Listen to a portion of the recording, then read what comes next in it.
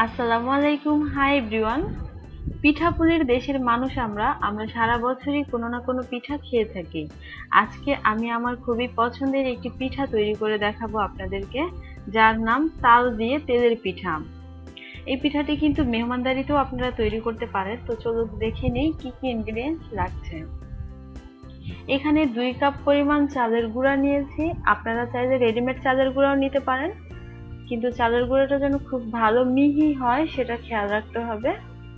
আর নিয়েছি half cup তাল। একটি তাল খুব ভালোভাবে কচলে তারপর সেখান থেকে আমি হাফ কাপ নিয়েছি। এখানে নিয়েছি 1 কাপ পরিমাণ খেজুরের গুড়। আপনারা চাইলে চিনি দিয়েও পিঠাটি তৈরি করতে পারেন, কিন্তু খেজুরের গুড় দিয়ে তৈরি করলেই পিঠাটি খেতে ভালো লাগে। এখানে 2 টেবিল চামচ গুঁড়া দুধ নিয়েছি।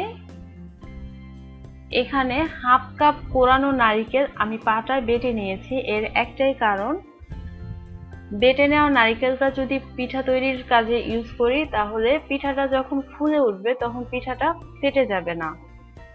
যদি কোরানো নারকেল ইউজ করেন তাহলে কিন্তু পিঠাটা ফেটে যাবে। আর নিয়েছি 1 চিমটি লবণ। এবার প্রথমেই খেজুরের গুড়টাকে গলিয়ে নিতে হবে। এজন্য একটি প্যান আমি চুলায় বসিয়ে দিয়েছি। এর মাঝে সবটুকু গুড় দিয়ে দিয়েছি। এবার 1 কাপ পরিমাণ পানি দিয়ে দিব এবং মিডিয়াম আঁচে জাল দিয়ে গুড়টাকে গলিয়ে নিতে হবে। মাঝে মাঝে একটু নাড়তে হবে যেন গুড়টা পুড়ে না যায়। সবটুকু গুড় গলে গেছে। এবার প্যানটা নামিয়ে নিব এবং এই গুড়ের গরম পানিটা দিয়েই ব্যাটারটা তৈরি করে নিব। প্রথমেই শুকনা ইনগ্রিডিয়েন্টস গুলো একটু ভালোভাবে মিক্সড করে নিব। দিয়ে দিচ্ছি গুঁড়া দুধ এবং 1 চিমটি লবণ। এবার একটি হ্যান্ড বিটার দিয়ে খুব ভালোভাবে বিট করে নিব যেন সবগুলো একসাথে মিশে যায়। এবার এর মাঝে অ্যাড করব তাল। তাল আমরা সারা বছর কিন্তু পাই না, কিন্তু যখন তাল পাওয়া যায় তখন যদি এরকম ভাবে আমরা একটা এয়ারটাইট বক্সে ভরে ডিপ ফ্রিজে রেখে দেই তাহলে কিন্তু তালটা সারা বছরই আমরা খেতে পারি। তালটা কিন্তু একটু নষ্ট হয় না।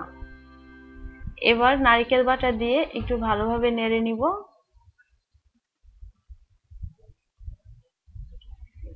এবার অল্প অল্প করে সেই গুড়ের পানিটা দিয়ে একটি ব্যাটার তৈরি করে নিব। একসাথে সম্পূর্ণ পানিটা দিব না, কারণ সম্পূর্ণ পানিটা যদি একসাথে দিয়ে দিই, পানি বেশি হয়ে গেলে কিন্তু এই পিঠাটা আর ফুলে ওঠে না এবং পিঠাটা নষ্ট হয়ে যায়। এজন্য অল্প অল্প করে পানি দিয়ে ব্যাটারটা তৈরি করে নিব। এবং অন্যান্য পিঠার মতো কিন্তু এই ব্যাটারটা খুব পাতলা হয় না, এই ব্যাটারটা একটু ঘন হয়। আমি আবারও একটু গুড়ের পানি দিয়ে দিয়েছি এবং এই গুড়ের পানিটা গরম থাকা অবস্থাতেই কিন্তু ব্যাটারটা তৈরি করে নিতে হবে। আপনারা যদি চিনি দিয়ে তৈরি করেন তাহলে যখন পানি ইউজ করবেন সেই পানিটা যেন গরম থাকে সেদিকে খেয়াল রাখতে হবে। আমি কিন্তু কোনো এক্সট্রা পানি ইউজ করিনি, গুড়ের পানিটা দিয়েই গোলাটা তৈরি করে নিয়েছি।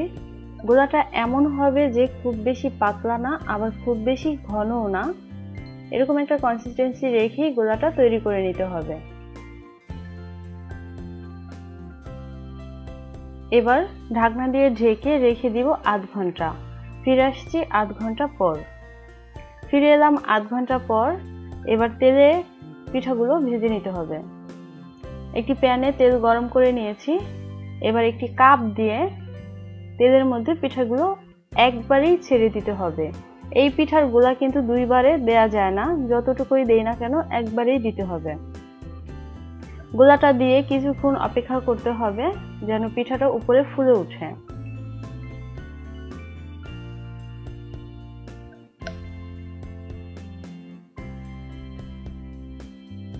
পিঠাটা যখন এরকম ফুলতে শুরু করবে তখন একটি প্যাচেলার দিয়ে তেলটা উপরে উঠিয়ে দিতে হবে, এতে করে পিঠাটা ফুলতে সাহায্য হয়।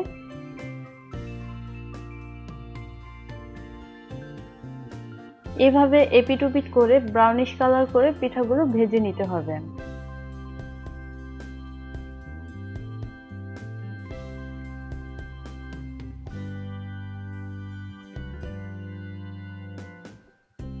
পিঠাটা ভাজা হয়ে গেছে। এবার পিঠাটা তুলে নিব একটি টিস্যু পেপারের উপর, যেন এক্সট্রা তেলগুলো শুষে নেয়। আপনাদের সুবিধার্থে আমি আরো একটি পিঠা তৈরি করে দেখাচ্ছি। গোলাটা দিয়ে দেওয়ার পরে আবারও কিছুক্ষণ অপেক্ষা করতে হবে যেন পিঠাটা ফুলে ওঠে। যখন এরকম ফুলতে শুরু করবে তখন আবারও একটু তেল উপরে উঠিয়ে দিতে হবে যেন পিঠাটা খুব ভালোভাবে ফুলে ওঠে। আমার এই পিঠাটা কিন্তু অনেক ভালোভাবে ফুলে উঠেছে। এবার এপিট ওপিট করে পিঠাটা ভেজে নিতে হবে। এরকম ভাবে সবগুলো পিঠাই আমরা ভেজে নিব।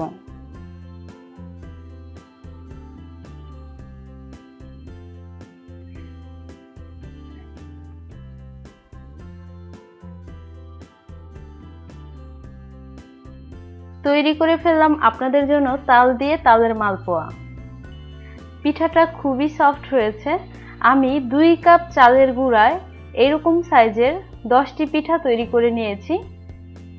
রেসিপিটি ভালো লাগলে লাইক, কমেন্টস এবং শেয়ার করবেন এবং আমার সাথে থাকার জন্য আমার চ্যানেলটি সাবস্ক্রাইব করবেন। ভালো থাকুন, যত্নে থাকুন। আল্লাহ হাফেজ।